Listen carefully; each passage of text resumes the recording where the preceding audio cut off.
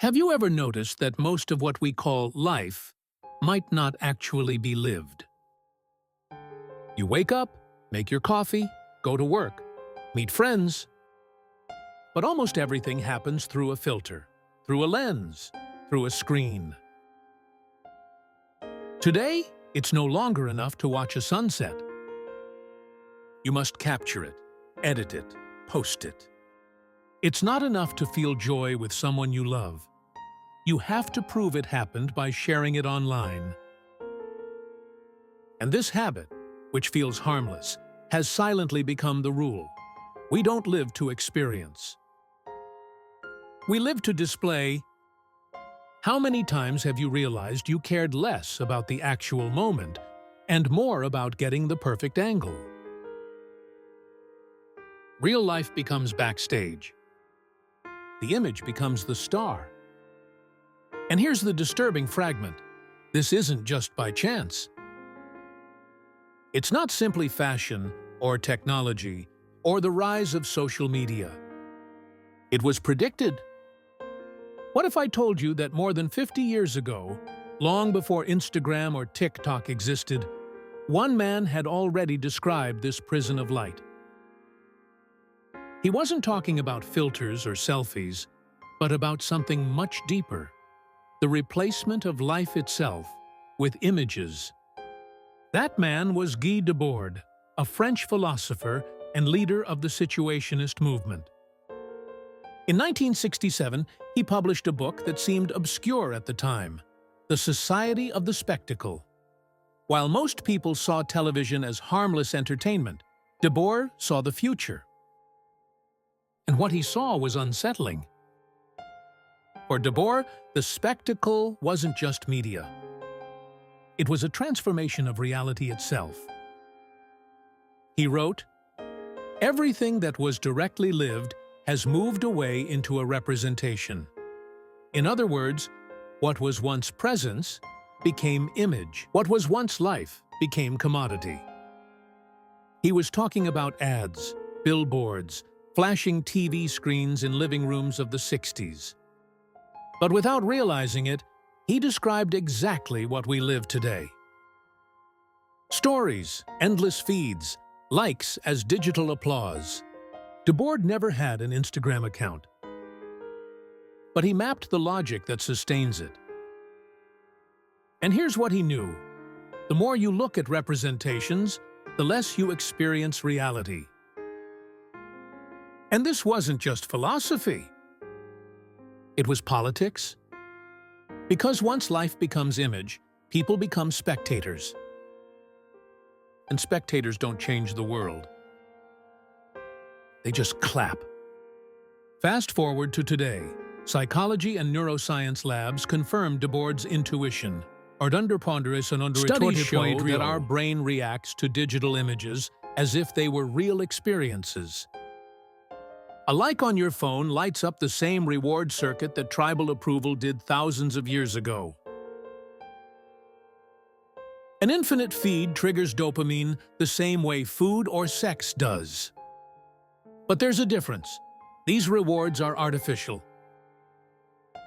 They are stimuli without substance.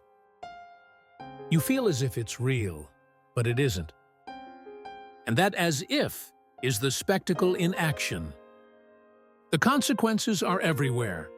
Record high anxiety, rising depression in young people, constant comparison. It doesn't matter how you feel. What matters is how you appear. And the danger is subtle. The longer you stay inside the screen, the more your brain adapts to the logic of simulation. Performance replaces feeling. Presence is traded for the avatar. That avatar can be molded, edited, filtered. But the price is steep. Disconnection from the body, alienation from experience, loss of spontaneity. And without realizing it, you stop existing as a living being and start existing as a character. Debord wrote, "The spectacle is not a collection of images, but a social relation among people, mediated by images. this means we're not just talking about screens. We're talking about a new way of relating to each other. You no longer talk directly. You talk through representations. And that mediation creates dependency. Here's the trap. You don't post only to express yourself. You post to exist. Inside the spectacle, if you don't appear, you disappear. And so the illusion of freedom emerges, when in reality, you only exist on a stage you never chose. The walls of the prison are not concrete. They are algorithms, likes and followers. And the more you believe you are in control, the more you are controlled. Because it isn't you shaping the spectacle. It's the spectacle shaping you. This is the real matrix Debord warned us about. A reality where every gesture is a performance. Every emotion is content. Every life is theater. And you believe you're living, but you're only acting. But what if there was another way of living? An experience that doesn't need performance, images, or filters. Anita Moorjani, during her near-death experience, described exactly that. She recalls entering a state beyond body, beyond mind, beyond the need to prove or display anything. There was no audience, no timeline, no platform, only an ocean of total presence. She didn't see herself as a character. She felt herself as essence. And when she returned, her life radically transformed. She realized that reality was never meant to be exhibited. It was meant to be lived. That insight dissolved her fear, her anxiety, her need to perform, because for the first time, she understood life doesn't need spectacle to have value. Her story is a direct contrast to our daily reality. While we live to display, she discovered a realm where display had no meaning. And maybe that's the fragment missing in our lives, to realize that essence doesn't need a stage. For thousands of years, symbols were maps of the invisible. The Egyptian Ankh, the flower of life, the Tao. They weren't distractions. They were portals. Each symbol pointed beyond itself, toward the eternal. Today, that role has been replaced by memes. The meme is the symbol of postmodernity. But while ancient symbols opened doors to the transcendent, memes close the mind in the trivial. They are fast, disposable, funny, but shallow. We traded universal archetypes for instant jokes. And this trade is not innocent. It's another layer of the spectacle. Laughter without depth, distraction without essence. Where mystery once stood, irony now rules. Where archetype once guided, caricature entertains. So how do we escape this prison of light? It's not about deleting your accounts or abandoning technology. It's about remembering this is not life. It's only the reflection. Simple practices can restore presence.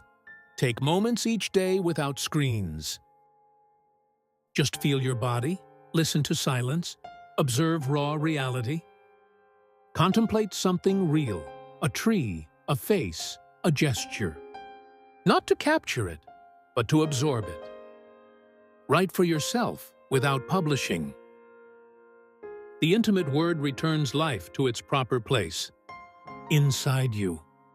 Each small act restores a fragment of reality. And together, these fragments break the spell. You realize you can exist without the spectacle. And by existing, you finally feel alive again. Guy Debord warned us, life had turned into spectacle. Anita Moorjani reminded us, essence is pure. Between the warning and the reminder stands you. You can choose to keep living images or start living reality. You can keep performing for an invisible crowd or feel without needing to show. The choice is simple but radical. Turn off the spectacle, even for a moment. Because freedom is not in the images. It's in the real. Welcome to Fragments of Reality.